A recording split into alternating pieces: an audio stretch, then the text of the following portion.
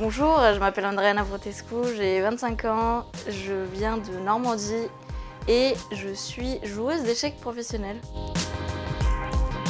C'est mon père qui m'a appris à jouer. À l'âge de 5 ans, j'ai déjà commencé à gagner à 8 ans. Et puis avec l'esprit de compétition que j'adore, j'ai continué.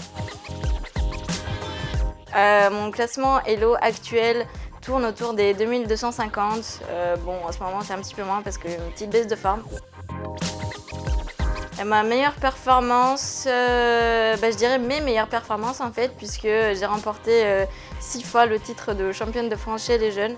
Et je suis actuellement, alors j'ai ce qu'on appelle un titre, c'est maître international féminin. Eh bien, il s'agit d'un titre octroyé par la Fédération internationale des échecs. C'est un titre que l'on a à vie. Il y a 3 rangs, donc il y a maître fille, maître international et grand maître. Et donc moi je suis à celui du milieu et le but évidemment va être d'accéder au titre suprême de grand maître. Honnêtement, j'aime bien le format Blitz parce qu'on voit vraiment les émotions des joueurs et il s'agit beaucoup de savoir gérer ses nerfs, c'est terrible. Je m'entraîne à la vieille école avec des livres, mais aussi maintenant que les ordinateurs sont devenus vraiment tellement forts, mon entraînement, je dirais peut-être 60% ordinateur, 40% vieille école.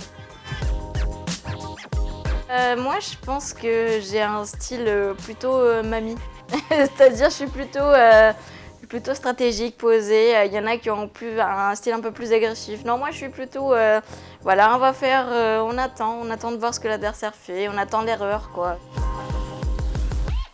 Alors, les femmes dans les échecs, déjà, il n'y en a pas beaucoup. Et je pense que c'est hyper important d'avoir des rôles modèles féminins. Donc, toujours la référence en matière de femmes aux échecs, c'est Judith Polgar, qui a été dans le top 10 mondial dans les années 2000-2010. Et donc, forcément, c'est elle a tout cassé. Eh bien, oui, justement, le problème, c'est que, étant donné qu'on est une minorité dans les échecs et que c'est pas forcément facile de comprendre le fait qu'il y ait des compétitions spécialement pour les femmes et des compétitions mixtes, eh bien, c'est pas accessible. Ça, c'est pas accessible à tout le monde et donc on peut avoir des jugements extérieurs de la part des gens qui comprendraient pas forcément ce qui se passe dans le milieu. Ouais.